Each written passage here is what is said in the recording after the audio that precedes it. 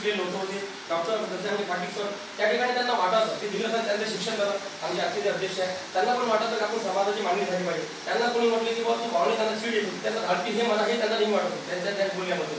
ही त्यांची भूमिका. परंतु कसं असते की सगळं काही करत असताना समाज परिवर्तन सगळं करत असताना समाजात कौटुंबिक प्रश्न जे असते त्या कौटुंबिक प्रश्नाला पूर्ण थांबवते. म्हणून सरांना त्या ठिकाणी बाहेरगावी बऱ्याच वर्ष शिक्षण नोकरीच्या माध्यमातून परिवाराच्या माध्यमातून बाहेर गेले. परंतु आज या ठिकाणी आल्यानंतर ते आमच्या ठिकाणी समितीचे अध्यक्ष बनले. हे असताना मी ज्या पद्धतीने म्हटलं की 1975 ते 85 आमचा समाज त्या ठिकाणी थांबलेला होता. त्या काळापासून 85 मध्ये माननीय नांदुराजी कडोस आहे, त्याचं नाव पण अत्यंत आवश्यक आहे या ठिकाणी की कडोगुरुजी यांना म्हटलं की या ठिकाणी आपल्या समाजामध्ये थोडंसं आपण सुद्धा संघटित झालो पाहिजे. जर आपण संघटित होऊ तेव्हा बाकी लोकांना सांगू शकू. म्हणून 85 पासून पुन्हा समाजाला एक ठिकाणी भर घेते. फेनिक्स एक पक्षी आहे जो राखीमध्ये धरून खाक होतो आणि उडी मारतो. तर समाजाला या ठिकाणी काम करायला आणि भाग्य लाभलं की मी त्या ठिकाणी 1985 पासून मी हा शब्द त्याला उपरती घेऊ नका. आम्ही त्या ठिकाणी त्या पद्धतीने काम करतो 85 पासून आणि आजपर्यंत तू काम या ठिकाणी सुरू आहे. मध्यंतरी काही अडचणी आहे. हे काम करत असताना या दादर शहरामध्ये समाज एक चांगल्या प्रगतीला गेला आणि 2002 पासून